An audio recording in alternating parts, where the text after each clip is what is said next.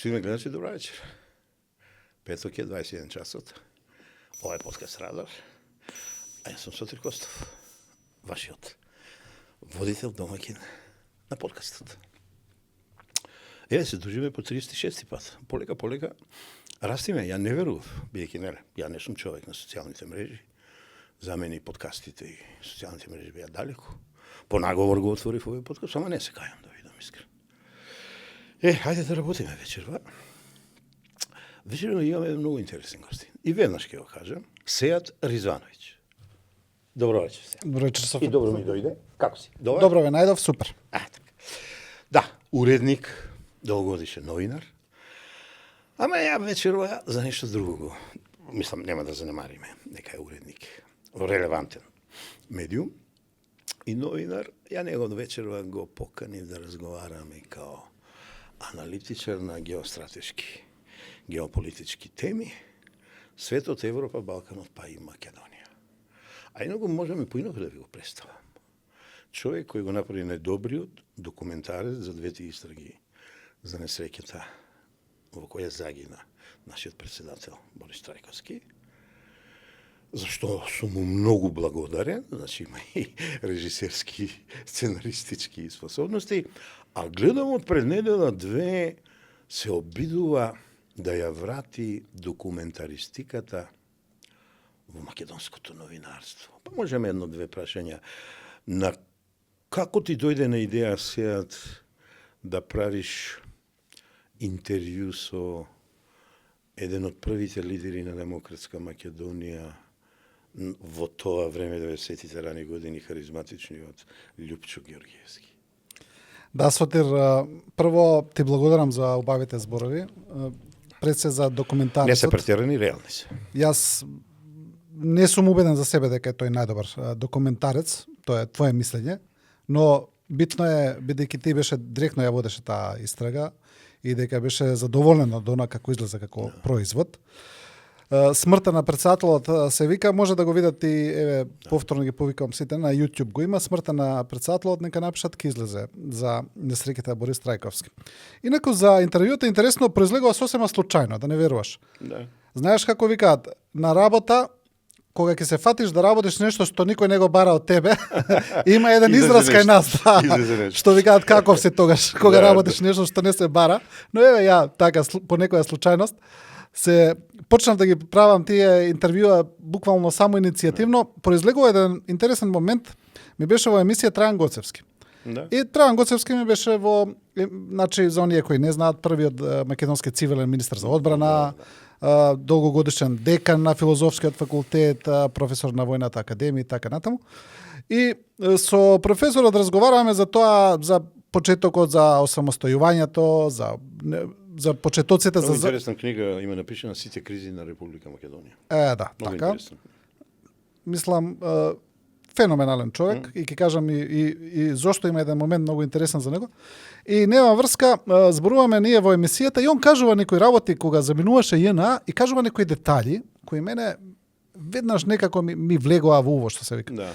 И завршува емисијата, викам, професоре, кажавте некои работи кои буквално е греота да отидат вака кажани, отидува во етер, кој слушнал, кој не. Мислам дека ова мислам треба да го разработиме, да го кажете подетално и точно да кажеме што се случило за тоа да остане на идните генерации. Пред се.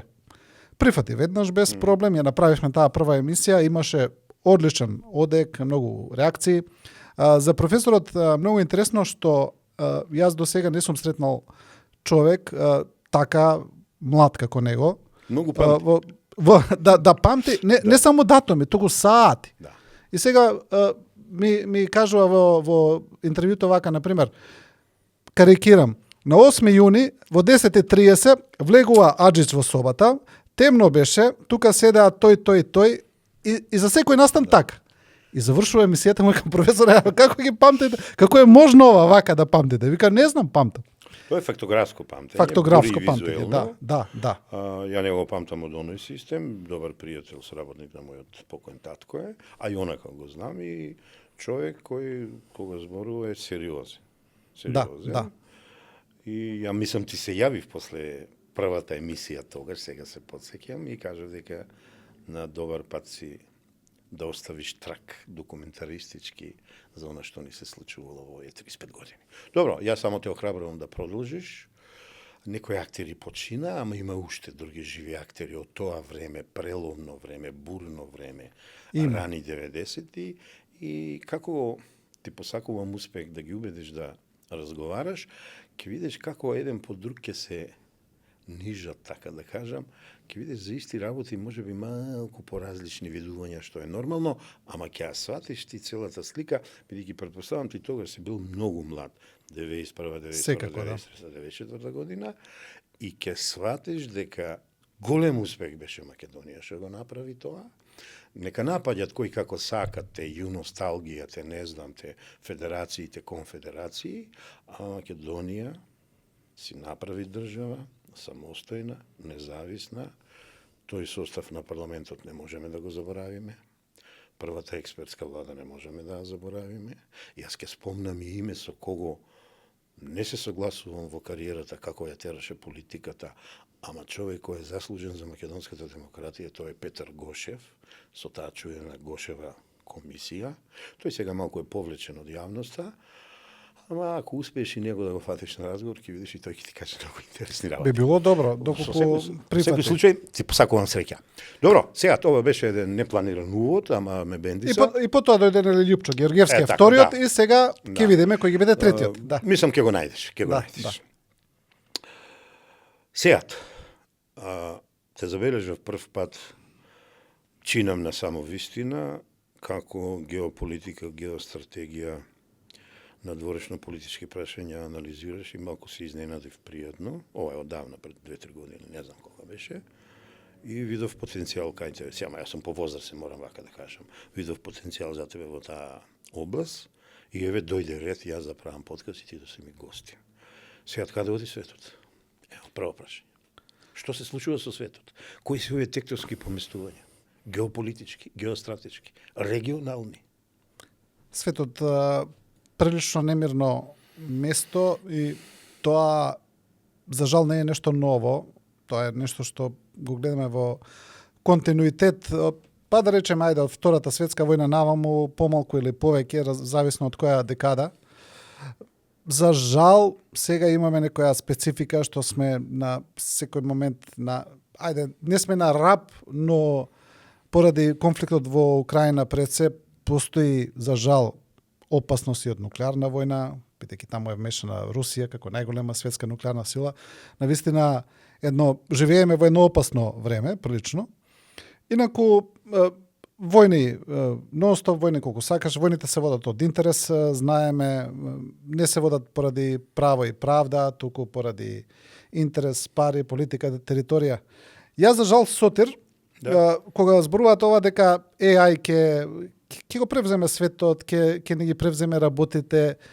Јас се надевам дека ќе почне да не превземе, да малце да го истисне тоа човечкото од нас, бидејќи јас поинаку размислувам.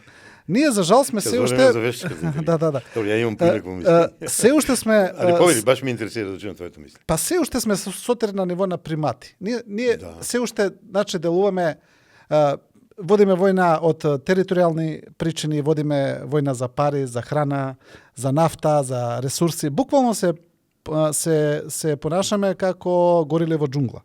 Значи се уште тоа животинското постои во нас, кај нас, кај човечкиот род, мислам. Ја велам однесувањето на џунглата, јазикот на пештерата. И затоа велам да може малку AI да внесе разум во нас, да го внесе рациото, разумот, можеби тоа ќе го истисне тој дел. Инаку за жал, тоа се уште се водиме од истите мотиви како од праисторијата што се воделе неандерталците или пред нив не знам кои биле. Ова е интересно размислување. Значи, па сите војни се водат од истите причини, помалку или повеќе. Дали е за територија, дали е за влијание, дали е за ресурси, дали е за пари. И кога ќе го сведеш тоа на основите на еден горила во џунглата, он за што се бори? Он се бори да има територија, за да има храна, да има ресурси, да има женки, нели? Моги за покрив. Моги. Истото, буквално истото, само пренесено на наше ниво. За жал и не гледаме дека тоа во скоро време ќе се смени. Сега, годината почнавме со Венецуела, Мадуро и киднапирање на председател на независна држава, окупирање на ресурси, тоа се извори на нафта, делумно и на газ. Ја тогаш реков, абе, шо е работа, ова ми личи како со топ сад да убиват комарец. Таа е една стара изрека, е. Ама знаеш како, и на крај памета, не ми доаѓаше дека оваа година многу брзо ќе имаме ескалација на една многу опасна војна и сега превеслуваме неколку месеци, доаѓаме во реално време и ја имаме војната на, ај вака ја ќе на Нетањаху, на Трамп, на милитантната група во власта на Израел и на војната индустрија во САД со Иран. Сега тука ова не е комарец. Што правиме сега, кога денеска разговараат, имат преговори за прекин на огинот, на борбите, за примирие или за мир, а веднаш утре летаат ракети, вакви, онакви, дронови, загинуваат луѓе, деца, старци. Тешко е, Сотир, многу е, велат, најтешко е да се анализира политиката на Доналд Трамп, бидејќи во текот на денот може да даде 5 различни изјави. Може Сабаля да каже дека се многу близко до договор со Иран, може во 1 саат да каже дека нема договор, ќе го нападнат Иран. Броев до 7 пати и прекинав. Да, може во 3 саат, 4-то, 5-то и така натаму. Така да тешко е, но ако гледаме големата слика, нели? Јасно е дека Трамп и Нетањаху тука најдоа заеднички интерес, кој секој од свој аспект. Целта на Израел е навистина Иран да нема нуклеарно оружје, да не доде да не стане нуклеарна сила, бидејќи тоа ќе ги поремети ќе поремети нормален свет.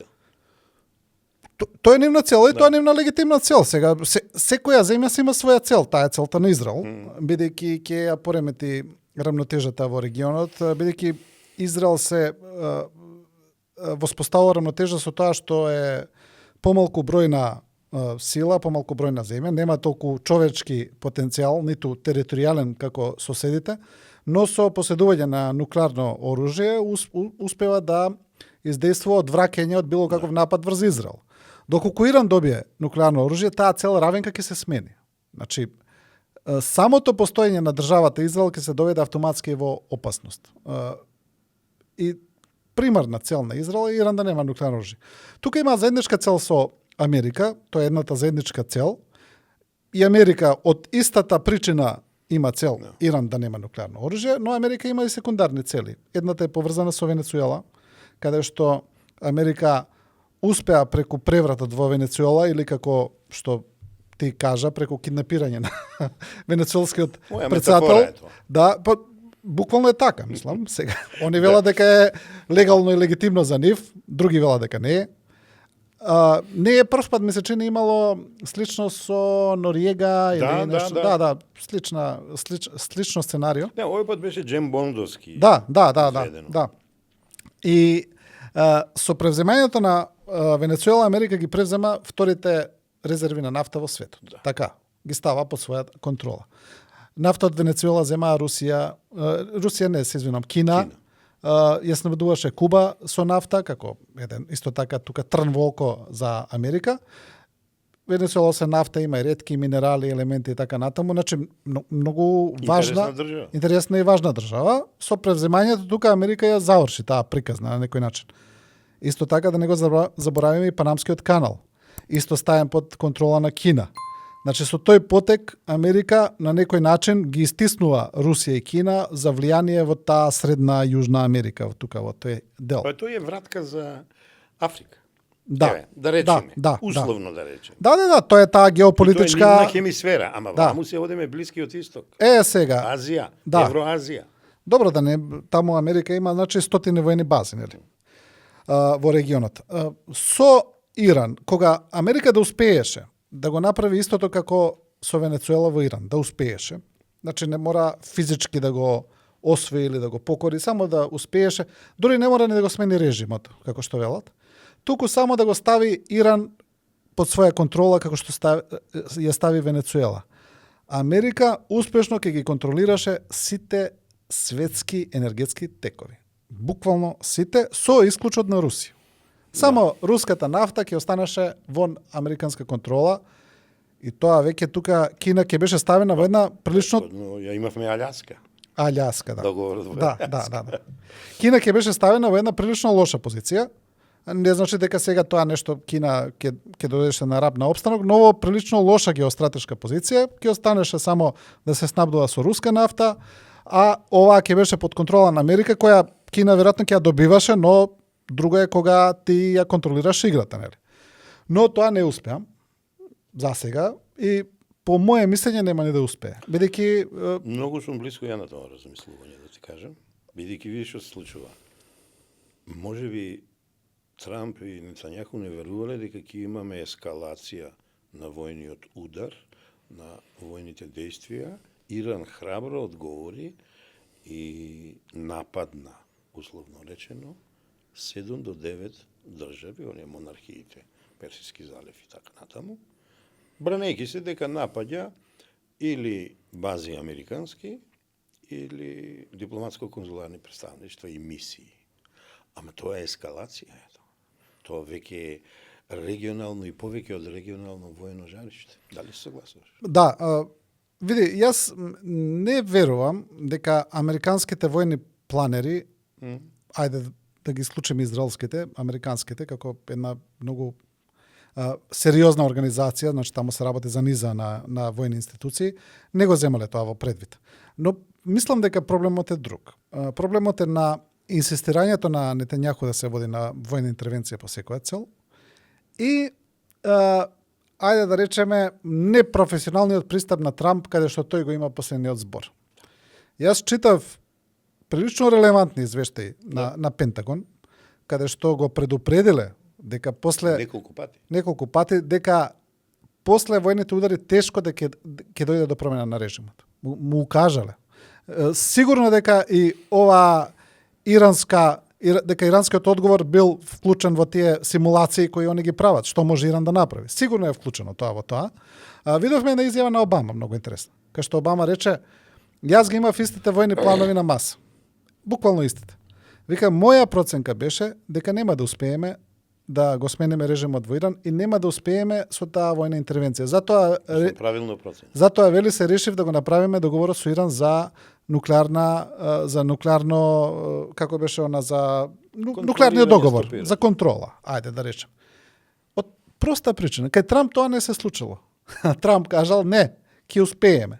И еве сега се дојде во ситуација каде што Америка и снемуваат опции веќе. Да. И снемуваат опции едноставно, бидејќи тука знаете што се работи. Имаме и еден момент каде што постои граница на тоа што може воздушната мок да направи. Постои граница. Таа има моќ, може многу да работи, може многу да смени, но доаѓаме до една граница каде што таа е ограничена во действијата. Ви треба Сушно си во право.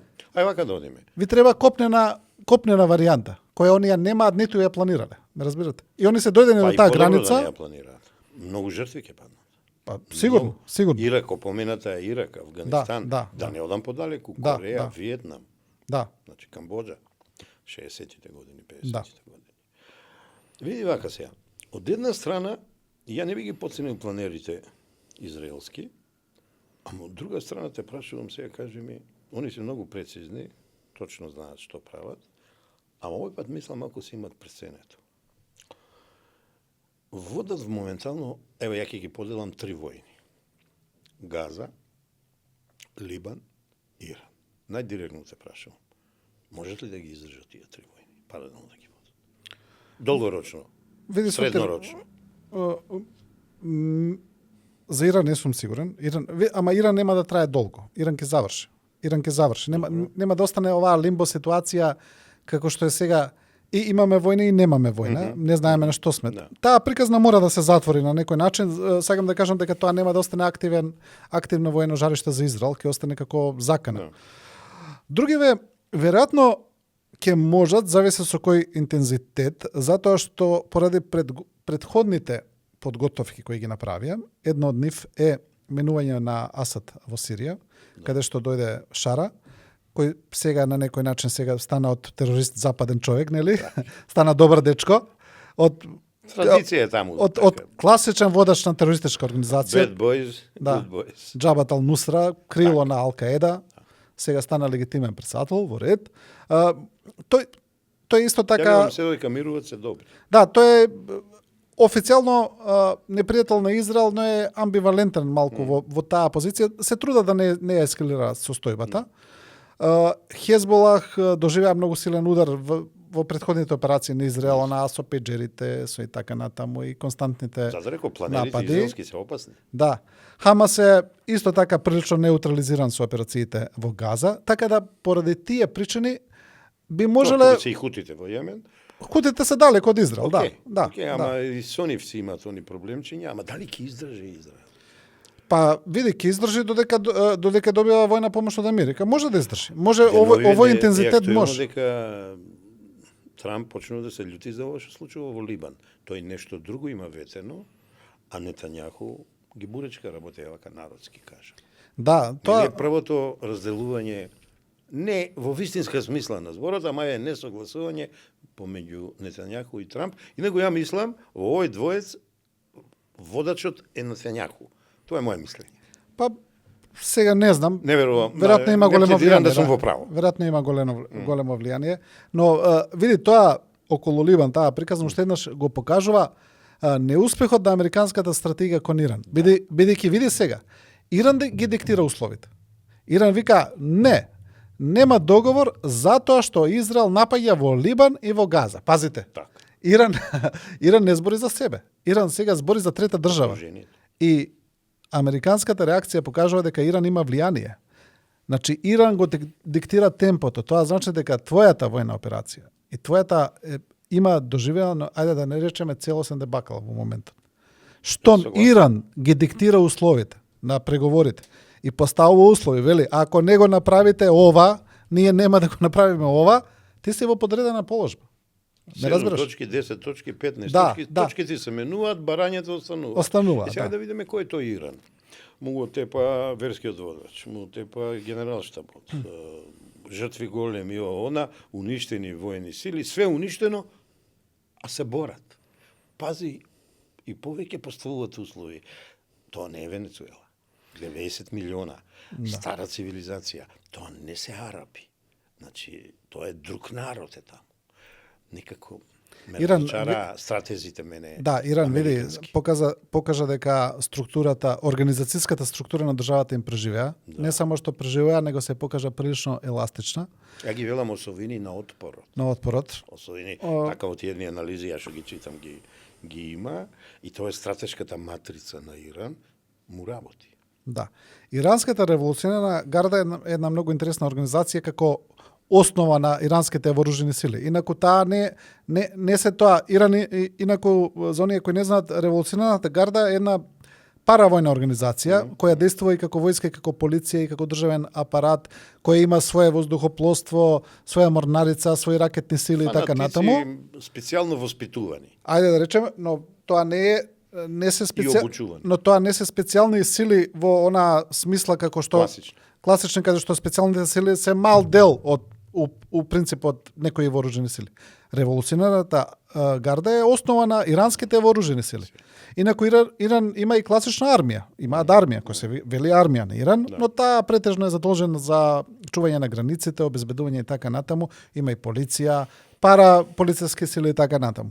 Но основа е револуционарната гарда. Знаеш што е главна карактеристика на револуционарната гарда која таа ја прави надвор од Иран, која ја правеше во Сирија, која ја прави во Либан, која ја прави во Газа, која ја прави во Јемен, а тоа е да создава организација по вертикала, од нула нагоре. Тие доаѓаат каде што нема никаква организација и ја создаваат за многу брзо време.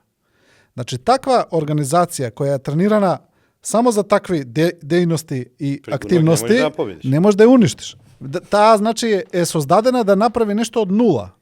И многу брзо се реорганизира, многу брзо се адаптира на новата ситуација и се покажа тотално отпорна. Како ти им го убиваш водачот, нема проблем, следен продолжува. Ти им го убиваш и тој, нема проблем, следен продолжува.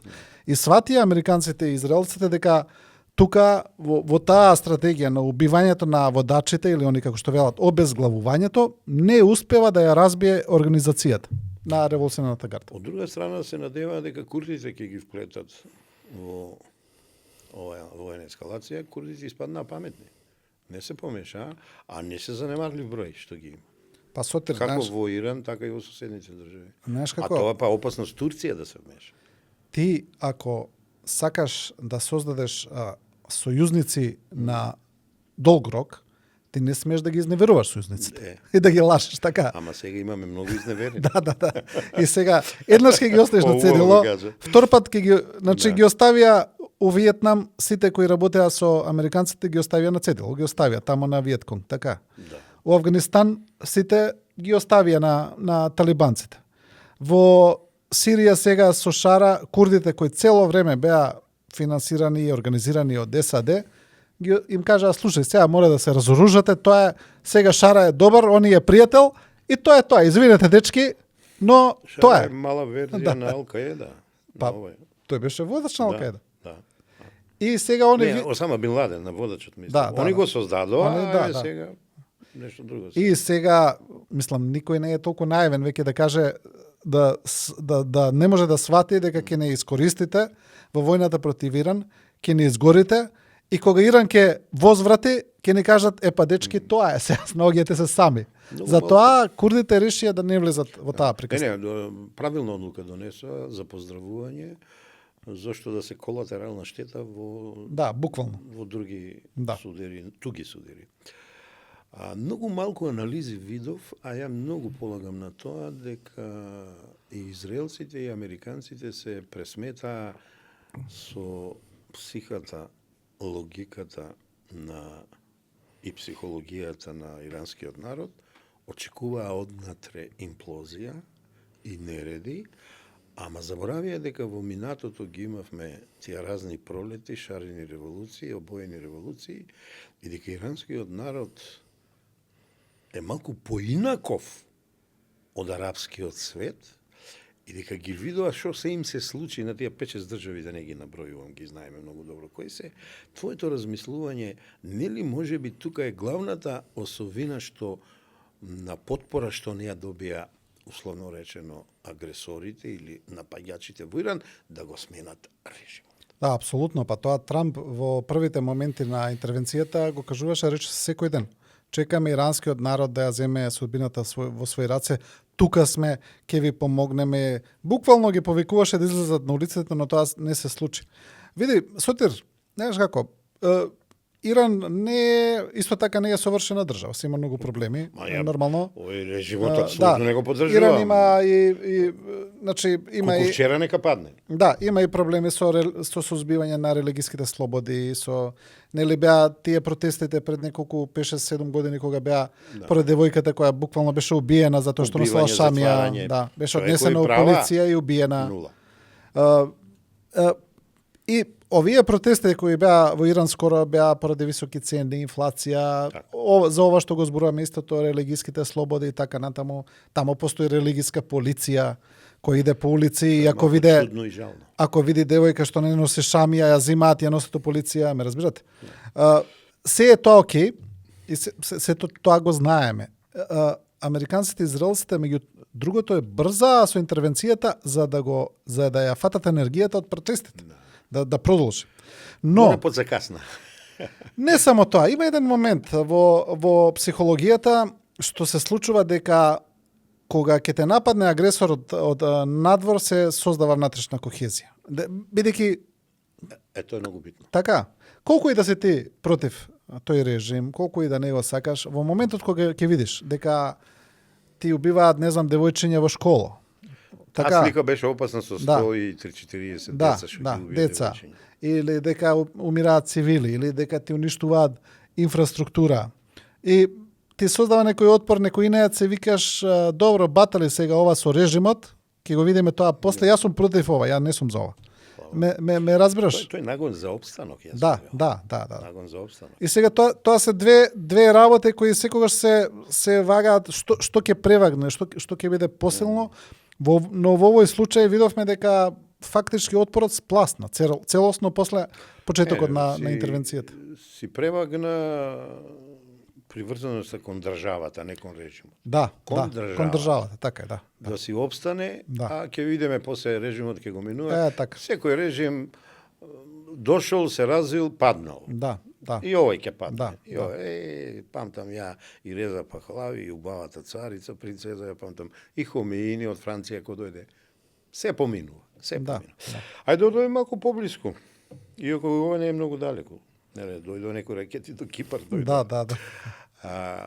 Русија, Украина, мислевме дека како се распламти ова воено жариште, Иран и тој залив цел полуостров, дека ова ќе оди кон мир, не е така работа.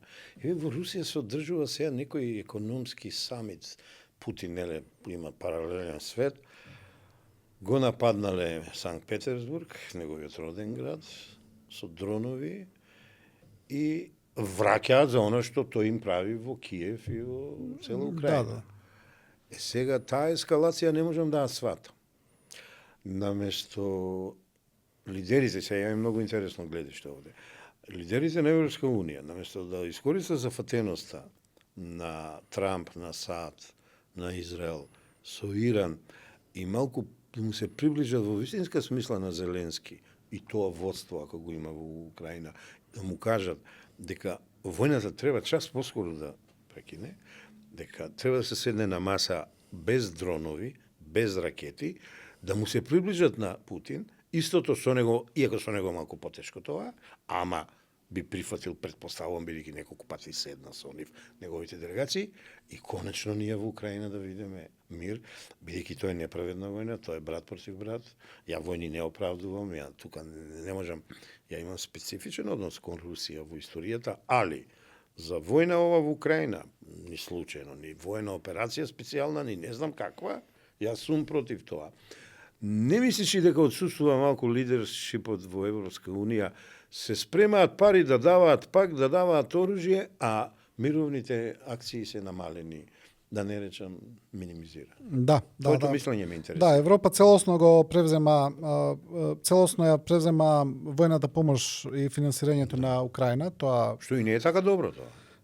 Па види, не е добро во принцип, да. Секое продолжување на било која војна не е добро и не е добро во принцип.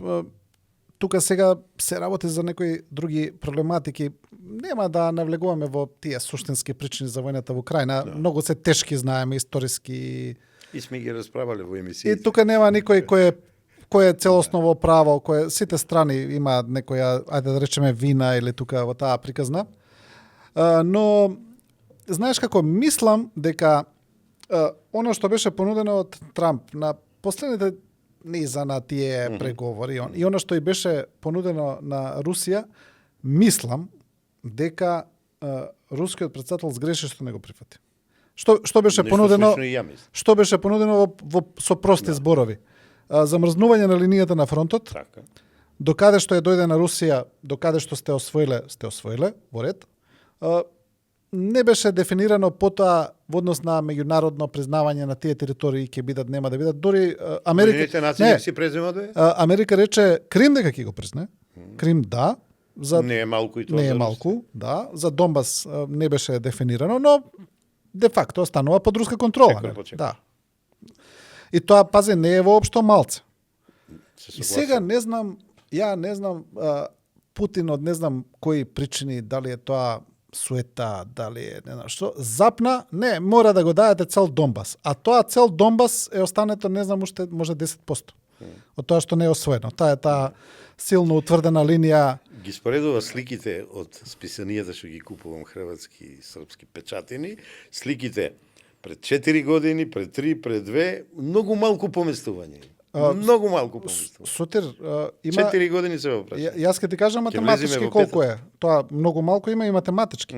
Значи од 2022 до денеска од после, нели, русите влегуваат во Украина, својот еден дел, има таа една украинска контраофанзива исто 2022 пролета, која враќаат еден дел горе кај Харков, Киев и така натаму. Од тогаш, од тој момент до денес, русите имаат освоено 1% од територијата за Украина за 4 години. Равно на ништо. Тоа е математика, математички зборуваме. Сега Значи статус кво е. статус кво, буквално. И зошто не се оди во мировни Фронтот е преговори и мир? замрзнат. Да. И сега за тоа велам, по моје мислење, згрешија русите што не ја прифатија таа понуда. Бидејќи види, тоа е и ферско. Тоа е, знаете како, одиме на терен и велат, добро дечки, што сте освоиле? Сте освоиле. Ама не сакаме и ова. Па добро што не го освоивте и тоа. Во ред. Ме разбираш? Океј, еве до тука, сега и украинциве од друга страна велат, па сега и ние зашто даваме, не знам, 100, 200, 300, 400 000 жртви, сега па да им го предадеме без борба. Но, ете, тоа не се случи. Решија да продолжат понатаму. Русија вели ќе продолжат до остварување на целите на војната операција. Не знаеме, може ќе ги остварат. Не знаеме кога, не знаеме по која цена. Но секако Цената во секој случај ќе биде голема. голема е. И веќе е голема. Веќе е голема и ми изгледа прилично неразумно ти да продолжиш сега само за, не знам, да оставиш некои своји цели кои се зацртал дека ќе ги освоиш по таа цена.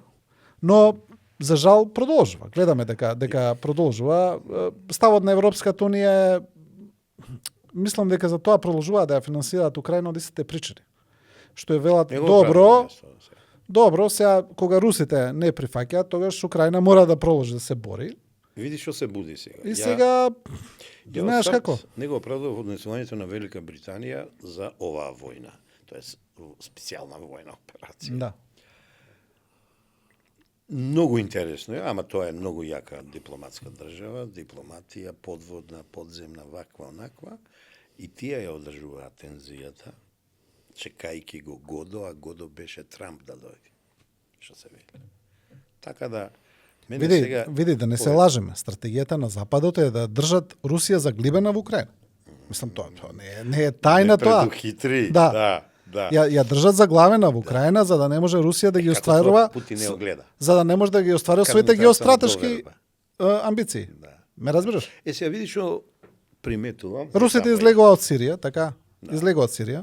Тоа им беше единствено средоземно пристаниште. Излегува од Сирија. Остануваат во Африка во неколку земји каде што се вмешани преку Вагнер, преку некои такви војни единици кои таму. Тоа е друга приказна. Но тоа е друга приказна. Сега зборуваме за директно руско влијание, намалено е. Намалено е, буквално е намалено. Пред нашите порти во Европа. Да. Тука малку ми се кира ова работа и се види што се буди еден друг поранешен джин воен, милитантен. Сега Германија ќе се милитаризира и ќе се наоружува. Сега јас сум малку повозрасен. За некој ден ќе ја почнам 69-та година. Јас ти тврдам секој пат, се што сум читал, што сум проучувал, кога Германија се наоружува, доаѓаат светски кризи, економски, војни, политички. Дај Боже да таа традиција е одавна прекината, Втора светска војна, и никој пат да не се повтори. Ама толку милиарди да се дават сега за Европска Унија да се милитаризира, и тоа нече.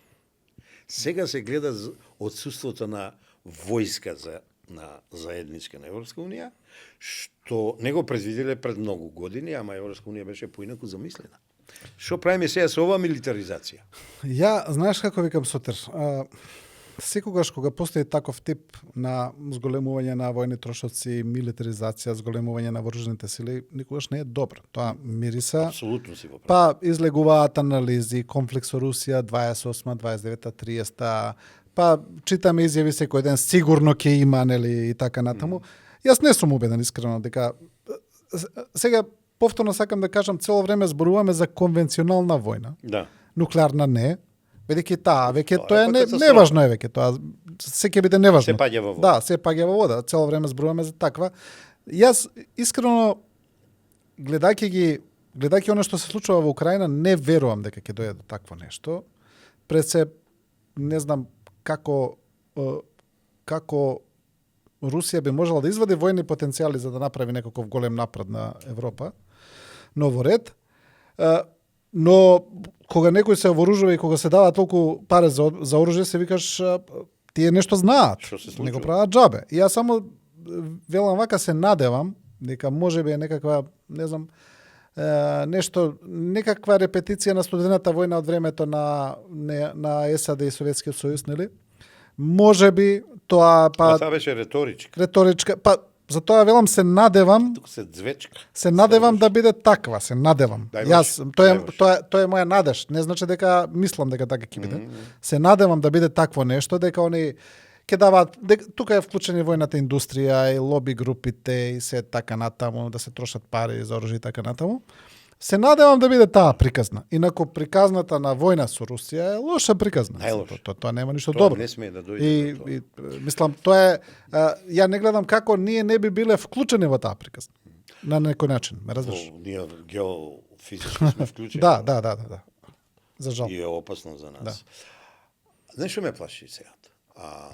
Германија нема лидерство. После Меркел не бива, не оди. Макрон е полека маргинализиран, дефакторизиран во Франција и он губи веќе. Ги погаѓам работи за избори кога се работи. Радикални сили има и таму. Во Германија за прв пат радикална партија има најголем рейтинг и на локално ниво ги освои баги градови покрајни кај нив, се вели. Тоа не чини. Лидершипот на Европска Унија не ми дава спокој дека предстојат мирни години. А ние аплицираме, сакаме да влезиме и сега полека ќе дојдеме на македонски терен со нашиот разговор. Мене тоа ме плаши.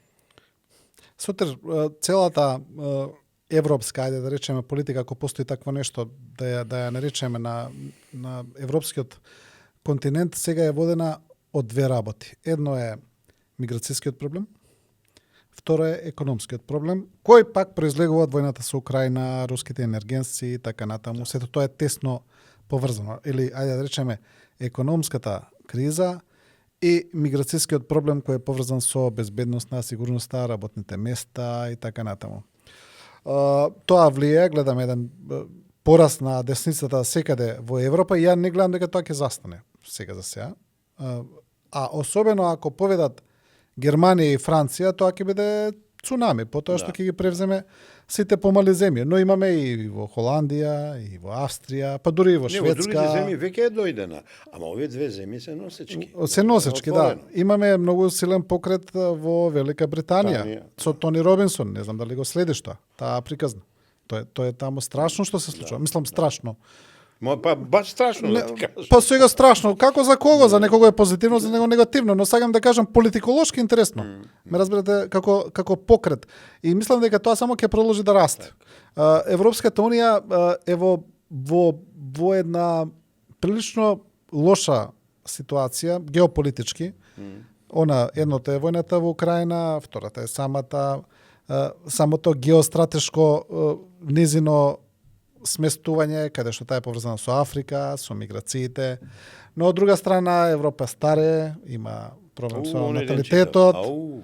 Сите земји, тоа јас скоро бев во Германија. А ние добро стоиме, да знаеш на таа листа за. Иако и ние одиме кон старо општество. Па не многу сјајно, но ајде да речеме подобро од нив. Но не сме ни ние сјајни. Онај ден читав. И сега бев пред 3 недели во Германија. Јас во Михен, да ти кажам, не најдов работно место, не знам, на сите места каде што бев, да работи германец. Тоа е познато. Тоа си го знаел и порано, сега си го видел на лице место. И го гледаш, да.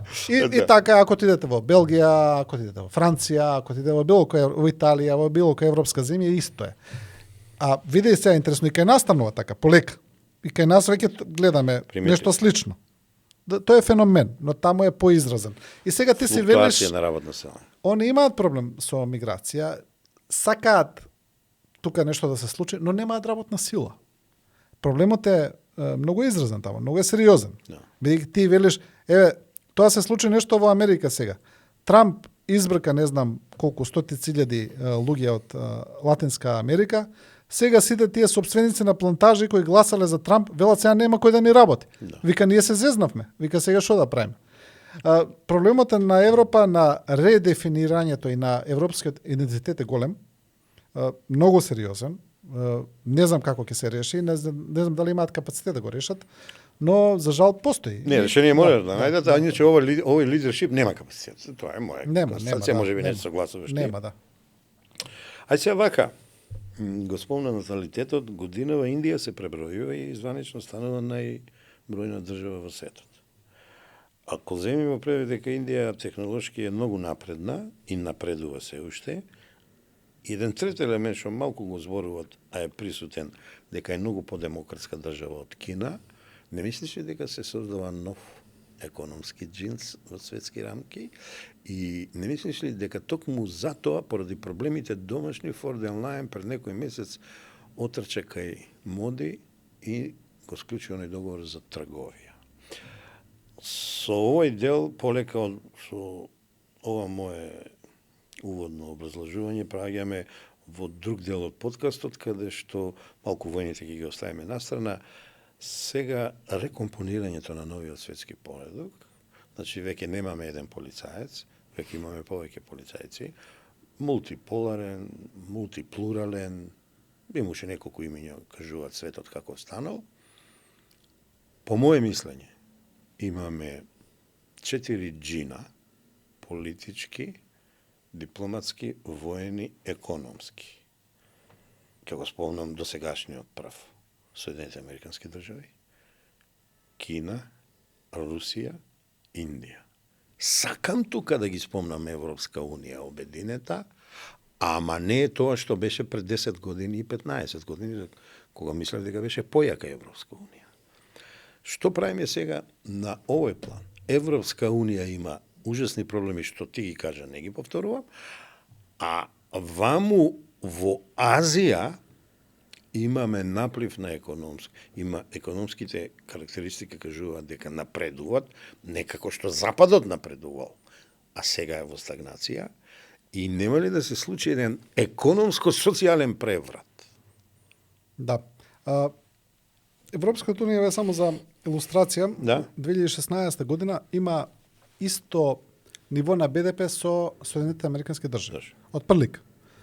Денеска БДП-то на САД е дупло поголемо од БДП-то на Европската унија. Тоа ти кажува се. Европа заостанува во секој чекор, сега зборуваме економски. Пред се технолошки, бидејќи сега економијата е движена од технологијата. Технолошките компании, чиповите, вештачката интелигенција, софтверот, тоа ја влече светската економија. Да. Во првите 100 технолошки компании има само една европска, тоа е Spotify. Тоа е Spotify, шведска компанија, жално е. која е исто, меѓу другото јака, затоа што јака на американскиот пазар. Има пазар. Да, има пазар. Нема ниту една. Европа заостанува, тоа го кажа сега и Мерц. Скоро го кажа, и го кажуваат стално, они свесни се дека заостануваат, и тоа многу заостануваат.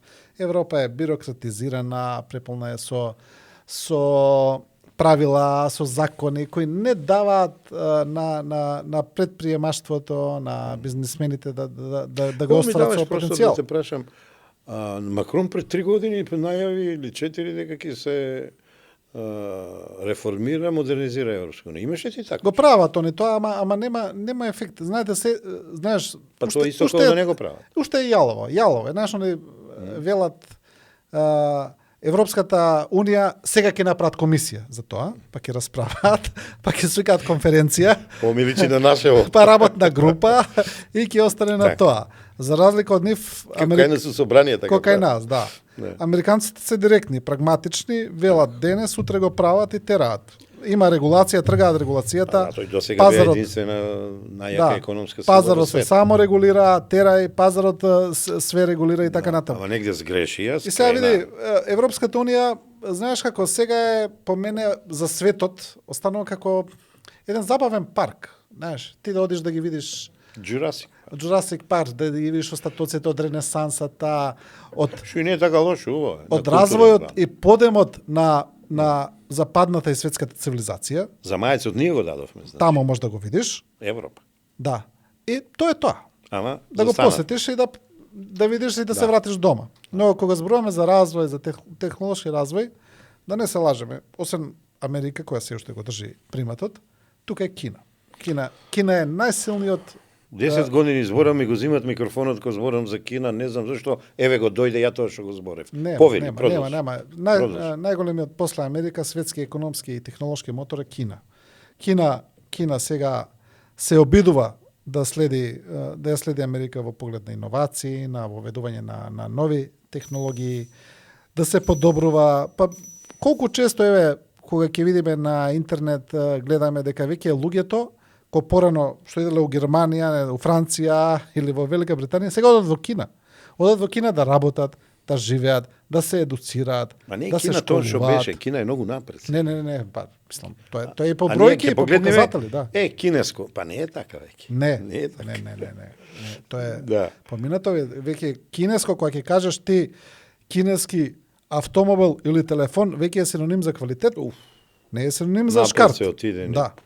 И сега тоа најубаво го илустрира еден од шефовите на Apple, мислам беше, кога го прежува. Вика, видите, еве пластично да ви објаснам. Да. Вика, зошто не ги однесете фабриките од Кина? Вика, зошто немаме каде, немаме работници. Вика, ќе ви кажам зошто. Вика, кажува одредена област. Вика, од таа област, вика, да ги собереме сите инженери од цела Америка. Вика, од цела Америка, сите инженери да ги собереме, вика, ќе не собере така у една соба. Толку инженери, вика, во Кина има во еден град. Во еден град. Вика, ги имаш тие. Трамп во првиот мандат направи инженери. нешто, ама гледаш како му се врати бумеранг. Не, ама они немаат избор. Поврти тој Они ферми немаат во избор, Америка. да. Немаат работна сила, немаат квалификувана работна сила, немаат инженери, немаат кој, а Кина ти го нуди тоа. Све. Значи, тоа е разликата.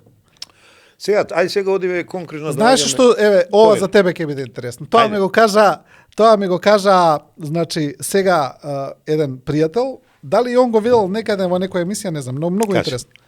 На универзитетот во Шангај, ми се чини, на оделот за македонистика. Има, не знам, 30 на 40 студенти. Вели, повише има тамо студенти на македонистика него на УКИМ во Скопје. А вели, ако ги ама тоа е само во еден град. Ако ги собереме сите градови, вика бројката ќе ве шокира.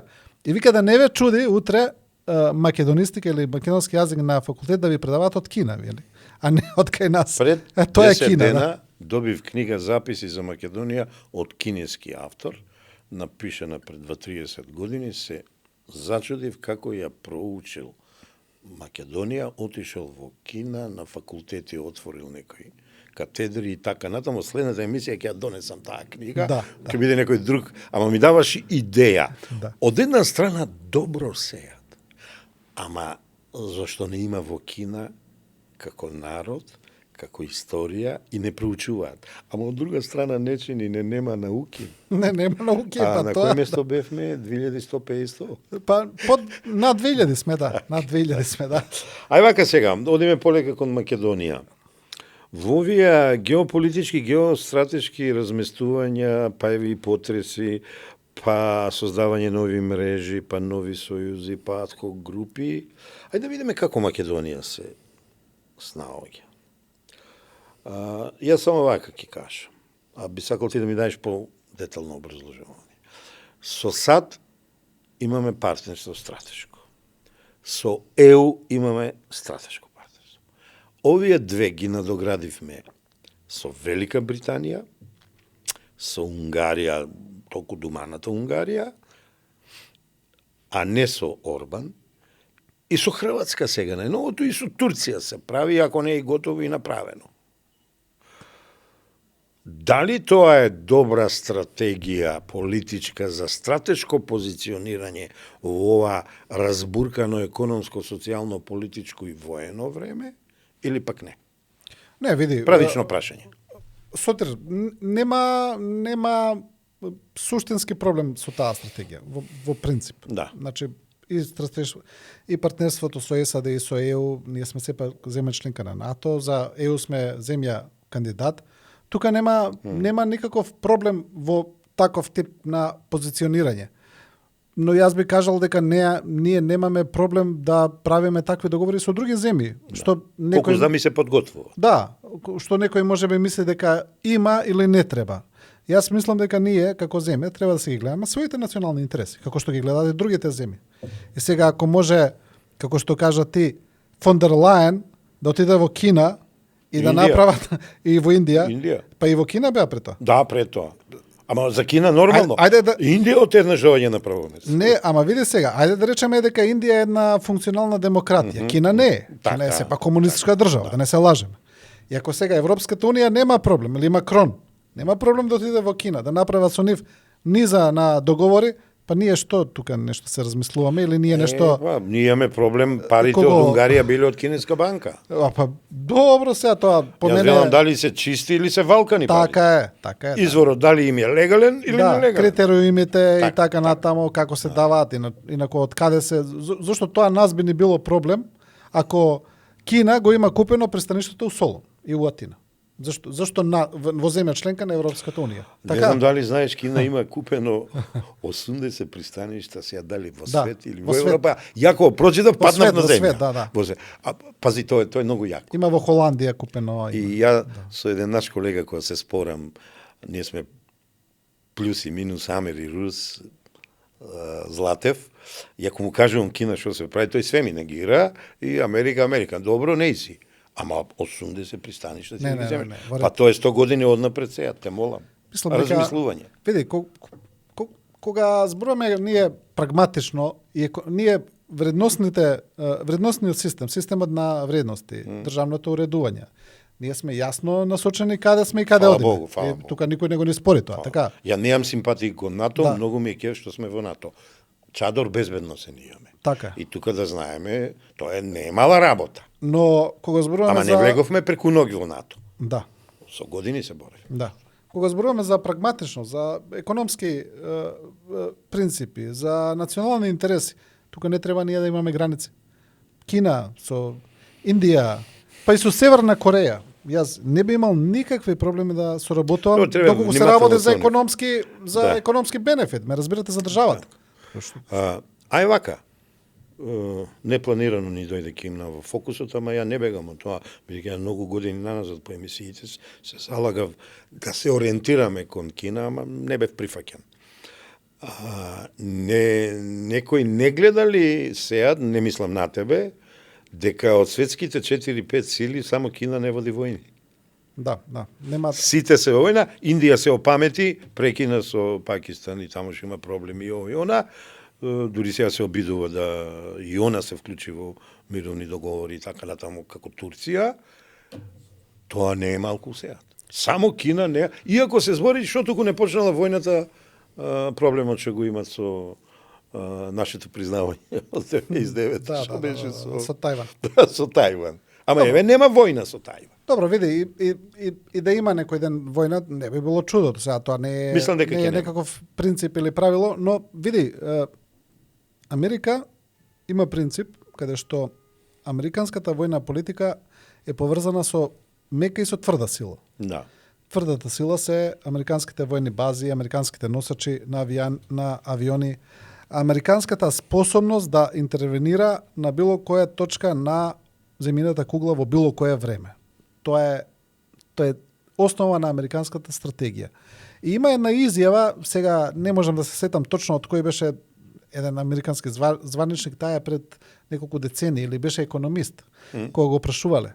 И он вели вака, видите, нашата економија е 60% од нашата економија е директно или индиректно поврзано со војната индустрија. И вика, ние за жал немаме друг начин да функционираме. Вика, ако пронајдеме друг начин, би било добро да се смениме. Но вели сега за сега тоа. Сега Кина избра... Нека проучат Кина. Кина избра друг пат. Кина покажа дека може. Кина се реши тоа да го прави преку патот на Belt and Road Initiative, нели? И преку економско влијание. Што е легитимно? Инвестиции, кредити и донации. И она тоа го прави. Еве, купува пристаништа, влегува во земји, па и кај нас има проекти, влегува во секоја земја, нуди проекти и се обидува да оствари влијание преку таков начин, преку трговија, што е неизбежно. Вие денес не можете да не тргувате од Кина. Па ја мислам Блани што го победи Кина што го ја победи САД на трговски план со трговските царини, Трамп враќа сега со Венецуела и игра. Да. Моje скромно мислење. И Кина покажа дека има начин. Да, има начин вие да делувате и поинаку, освен само со тврда војна сила. Пред 2 дена нешто чув, уште не верувам и ево сакам да се проверам со тебе дали ти го имаш таа информација.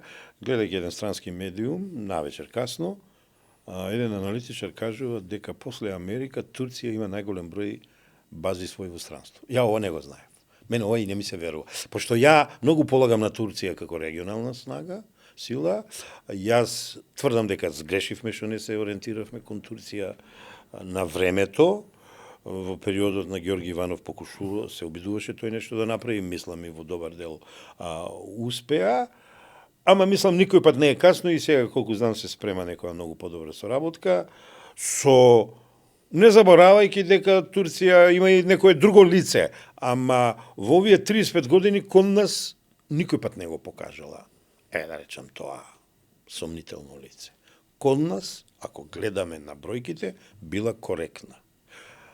И од времето кога 2-3 брана од овде поради погрешна економска и социјална политика поранешниот систем падеше луѓе и одеа во Турција, па после ги видовме нивните наследници во турското собрание, бизнисмени, па му помагаат на Балканот и така натаму. Ја мислам дека имавме погрешна политика со Турција, требаше многу побрзо да се, поблиско да се врзиме за Турција во соработка, не врзиме, него да видиме во поблиска соработка.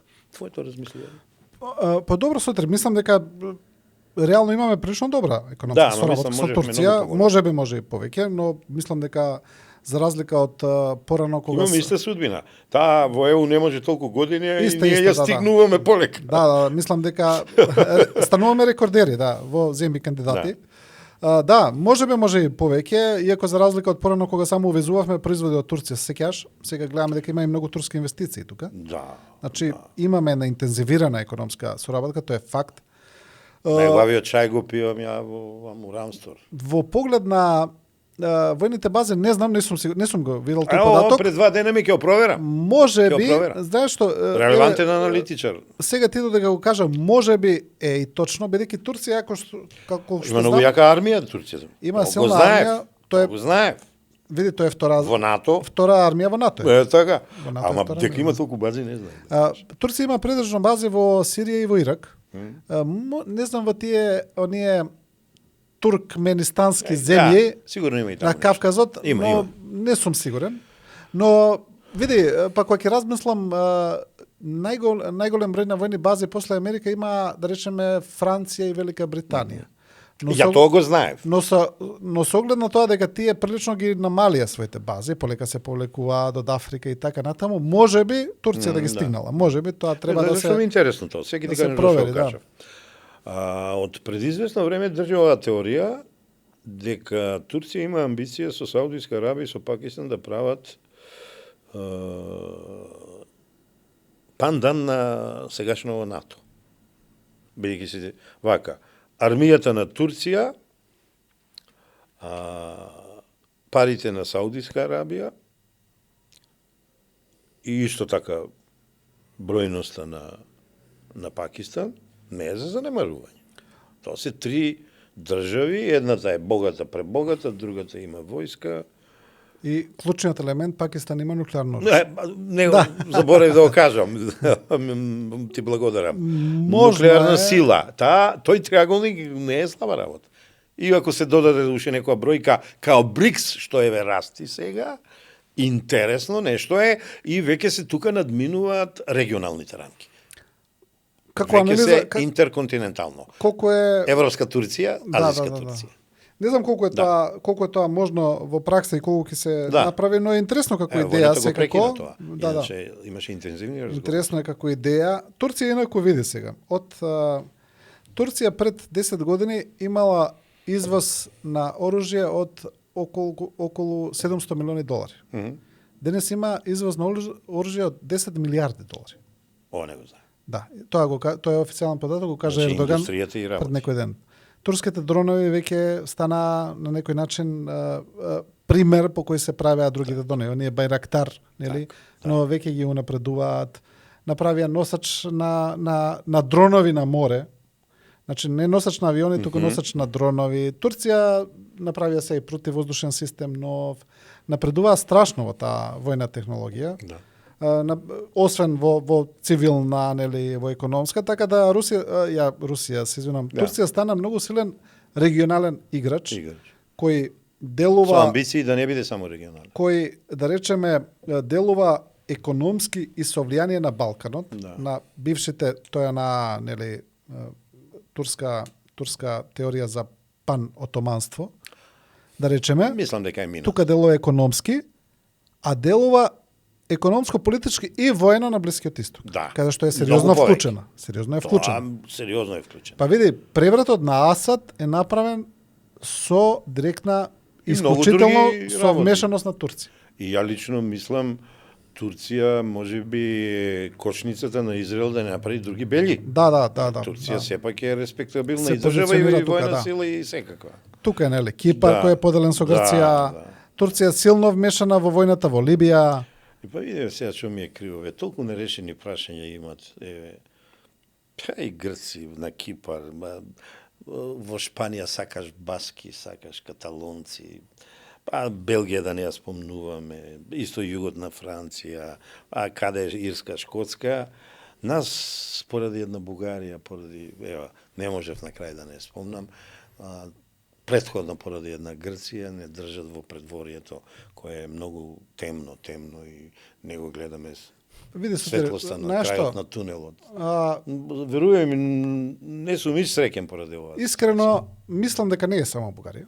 Да, ама кој друг? Мислам дека Бугарија изгуба. Ние и ЕУ. Да. Ние и ЕУ. Мислам дека тие Да. во Европа само наоѓаат некаков изговор или некаква кочница да не примат. И не сме само ние.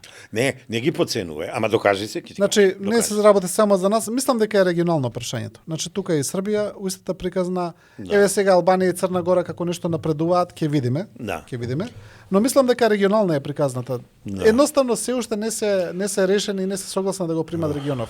А за нас наоѓаат причини, наоѓаат кочници. Па прво не стопираше Макрон, нели? Со некаква Тоа сакам да ти кажам. со некаков изговор кој до ден денес не знаеме што беше. Ќе се закачам јас. Да. Историјата, ако ја погледнеме, ќе видите зашто Франција и 2008 само тогаш од Грција си купува авиони на наша штета, а Франција сега со Бугарија пред некоја година ни ја наметна таа рамка последниот ден од нейното претседателство, да не заборавиме. Ако погледнеме во минатото, во историјата, ќе видиме дека има разни атентати, разни поводи за војни и така натаму. Мислам као да нешто, као држава не сме постоиле, ама има нешто. Има нешто. Еве вака само нешто кратко ќе ти кажам, знам дека знам дека немаме уште многу време. Не, кај мене имаме колку сакаме, ама не сакам да сме долги. Да, не сакаме. Ја никога не велам немаме време. Јас сакав ова да го напишам на Facebook како анализа, но не го напишав, викам ќе го ексклузива кажам кај мене. Сотир у емисија. Ајде. Значи на нашиот проблем со ЕУ, нашата сегашна позиција во однос на Бугарија.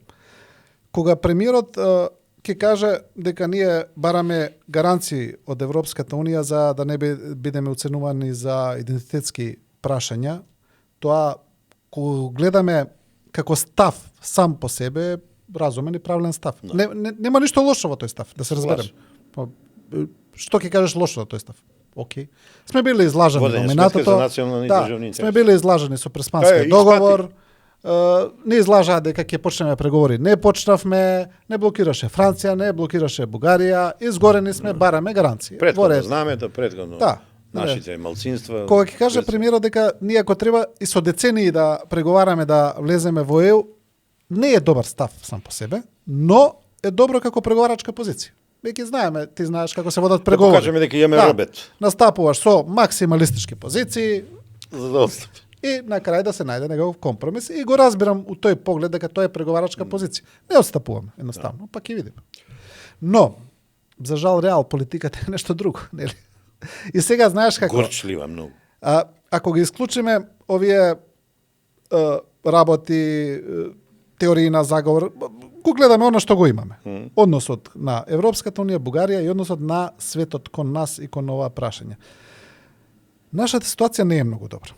Затоа што мислам јас мислам јас дека интересот, кога зборуваме за реал политиката, интересот на Вашингтон и Брисел секогаш ќе биде поголем кон Бугарија него кон нас. Тука не согласувам, окей, продолжи. Ја мислам, Продолжи. од прагматични причини, од економски, од местоположбата на Бугарија и така натаму. Од Бугарија купува американско оружје, европско оружје, поголема едноставно, повлијателна. Истата приказна како со Грци. Ние може да се надеваме само во за некаков геополитички момент, каде што може би нашата позиција во тој момент би била важна како што беше на самитот во Букурешт 2008, кога имавме известна шанса, известен, како што ви велат, window of opportunity. Се завршено, се беше завршено. Не успеа ни тогаш, во ред. Може би, ако се случи некаков момент, ние да го искористиме. Но види, тоа е малку коцка. Да. Може да има, може Групно да нема. влегување во ЕУ. Од 2013 нема влез во ЕУ. Да. Но за жал, мислам дека не верувам дека ќе дојде момент интересот да превагне, да биде поголем на наша страна, отколку на бугарска. Ја па верувам. Бидејќи, Да видиме. еве имаме некои, што е она во пракса. Едно е ова на известувачот Вајцке што бара од Европскиот совет да оцени дали протоколот е законски. Добро барање. Да, тоа е добро Тоа е барање. добро. Дај Боже тоа да се случи, не знам. Тоа би било добро. Ќе видиме. Тоа би било добро. Тоа би било за некој нас И добро ја се случи. да, Како одлука. Па тоа е за нас гаранција. Не велат протоколот не важи. Отстапка нидна. Ке ве оценуваме по критериуми Копенхашки. Копенхашки. Така. Како и сите други. Како и сите други. Тоа е окей. Второ би било да се смени начинот на одлучување во Европската унија, да не биде Тоа е со најдобрата консензус, варијанта. но мнозински, да, тоа би било добро. Се работи на тоа. Се работи. Тешко оди. Но сето ова дали ќе биде прашање. И за тоа велам. Право си. Дај Боже да дојде некој момент кој би превагнал на наша страна, но повторно ќе кажам, тоа е прашање дали ќе дојде до такво Во нешто. овој контекст, денес и утре тиват средба врвот на Европска унија со балканските земји, Западен Балкан. Нели е тоа прв сигнал дека можеби нешто ќе се случи и дали очекуваш нешто? Во позитива. Не, Сотер, не очекувам никаков, значи, за нас, сега зборувам, за нас, не очекувам некаков геополитички земјотрес, нешто. И не знам што би можело да се случи. Еве што. Нешто зборува сега нели за Украина и за Грузија за придружени членки, они да почнат. Па се спомнуваше дека и ние би требало да бидеме такви придружени членки. Не верувам дека ќе кажат некоја таква одлука од самитот во Тиват, која би била некаков земјотрес или нешто што драматично би ги сменило работите. Мислам дека ќе додат и сите пораки. Западниот Балкан, место му е во Европската унија, бла бла бла. Истата европска Веќе видено. дволичност, нели, на лице место, и тоа ќе го видиме, да. Сега, полека да ги превршуваме разговорите. Покрај информативен подкаст, ние сме и едукативен подкаст. Даваме книжулиња. Почетокот тоа беше од Раде Силјан, Матица Македонска. Кога ги потрошивме нив, ја некои книжулиња со кои јас оперирам, имајќи го предвид дека јако сум гостувал кај тебе во твојот медиум, мислам сум ти давал некои книги за брендови, овој пат одлучив што да ти поклонам. Една книга која не е моја,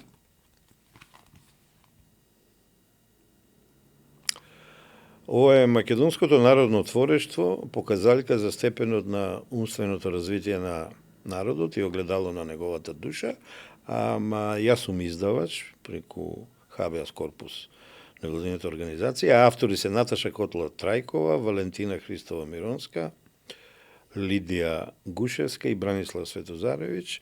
Организирав еден научен јавен собир за местото и улогата на браќата Миладиновци во нашата природба македонска. Многу нови моменти се искажани, па мене ќе ми биде драго да ти ја дадам, кога имаш време да ја прочиташ, интересни работи. Да, супер, благодарам. Сега, ќе ти дам и две мои книги. Таа не можам да ти ја потпишам, бидејќи не сум авторот. А овие, кога ќе завршим емисија, ќе ти потпишам. Вака сега. Одлучив да ти ја дадам книгата Лагите во политиката, ама кога видов дека е последна, се сепнав, ама викам, окей, ќе препечатам. Не знаев дека само таа останала. Од две причини. Едно да реактуализирам, издадена е 2006 година, и овде ги кажувам ја лагите на нашите македонски политичари, да не ги броам. Одлично со До карикатура од 2006. Дармар. Тоа ми е брендирана. Значи, ја уште тогаш почна да се спремам за ова што работам веќе 15 години. Со покојниот Димитар Мирчев отидовме кај Дармар и за овие две книги и она третата како да победиме на избори, ми отстапи тој 10 на негови карикатури и еве ги, можам да ги покажам. Добро што ме подсети. Добро, види, оваа ќе ти остане вечна како дело на Аристотел ќе биде. Мислам да Ти благодарам. И во следните 1000 години ќе биде актуелна, да. Нема многу да зборувам, овде се разработени еристичките трикови, а еристика е јас и ти да се расправаме, да се караме, а секој пат ја да сум во право, ти да не си во право. Тоа не можем никој пат никако да се договорам со Мирчевски, не кани на кавга кај Мирчевски, и ја му се спротивставувам. Не може он да се кавга со сите нас, а нам да не ни дава да се кавгаме со него. Не си, тоа е спор меѓу мене и него.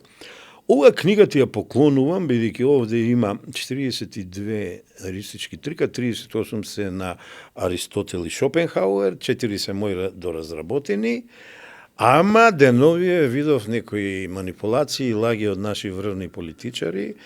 Ке спомнам, нема да коментирам, поранешен председател на Република Македонија Стево Пендаровски, поранешен премиер Ковачевски кажуваат нешто што не е точно. Јас следната недела ќе дадам коментар на тоа и еве ќе ми биде драго тебе да ти ја дадам, одавна ја немам поклонето, а не знаев дека веќе и немам печатен примерок. Кога имаш време дзирник, ќе видиш има интересни работи, бидејќи ти си водител. Да знаеш како ние некој пат некои трикови употребуваме таму кога гостуваме кај него во студијата, па како овде има контратрикови како да се спротивставуваме. Да. Добро, втората е исто брендирана од Дармар, со многу интересни. Ова гледаш разни пози на говорништво. Овде е политички комуникации. Уште 2006 година сум зборувал за толеранција, говор, диалог, дебата и говор на омрза, кој сум го осудил, сум го образложил, а дочекав источните соседи да ме напаѓат дека јас сум ширел говор на омрза, а тоа не ми е својствено ниту по воспитание, ниту по образование, ниту по култура, ниту по семејна традиција, ама тоа е судбина од нејзе, не можеме да избегаме. Со кеф и ова ти ја поклонувам. Колку има, ти си доста зафатен човек, новинар, уредник, аналитичар, сопруг, татко и така натаму. Колку имаш време, прочитај и ќе ми биде драго некој пат кога ќе се сретниме пак на овој терен, во кафана или било каде да полемизираме. Јас тебе ти се заблагодарувам на гостувањето. Дали сакаш нешто да кажеш? Практикуваме и порака. И тука се разликуваме од другите подкаст. Ево, кратко, јасно или не кратко, колку сакаш нешто на нашите гледачи на подкаст Радар да им кажеш така. Види, Сотир, Повели. немам ништо посебно мудро да кажам, Да. само дека навистина супер емисија, Ти благодарам. опуштена е, дозволуваш да се слушнат други мислења, Апсолутно. дозволуваш, што е многу битно, соговорникот да ја каже својата теза, те следам дека ги оставаш луѓето да се доискажат, Учам уште. па потоа кажуваш дали се согласуваш, дали не, потпрашуваш и мислам дека е тоа вистинскиот начин да се водат емисии. Бидејќи, знаеш, кога ќе го прекинеш гостинот среда теза, му го уриваш целиот концепт. Знаеш зашто го правам ова? Да. Мене така ми прават да ти кажам. Така е. И веќе стареам, уморен сум. А у почетокот ми беше тешко, многу зборував, ама еве ме критикуваат деца што ми помагаат, па и дома моите ме критикуваат. Се трудам помалку сега да зборувам, да го оставам гостинот и ја гостите овде не ги викам да се расправам, да се карам со нив. Не, да ми гостуват, да ги кажат нивните мислења.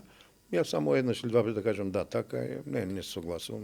Па види, тоа треба да е цивилизирана порака за И ова е целото општество. подкаст. Да. Секој Опуштен. значи да разменуваме Да. аргументи и мислења, а не да се расправаме за нив, нели? Сега уште еднаш ти благодарам, се надевам скоро пак ќе се сретнеме во некој друг формат или во овој формат на есен и ти посакувам добро здраве, среќа, успех во работата и така натаму. Благодарам, Потретот Сутр, исто благодарам така. Да си ми жив и здрав, Исто така. Драги гледачи, ова беше нашата емисија подкаст Радар. Мислам дека интересно разговаравме. Малку повеќе во светски, европски, балкански рамки, малку помалку за Македонија, ама мислам дека она што се случува во светот е многу интересно, многу битно за нас и се обидов со соодветен гостин, аналитичар за геополитика и геостратегија, да го малку разработиме и да ви го презентираме.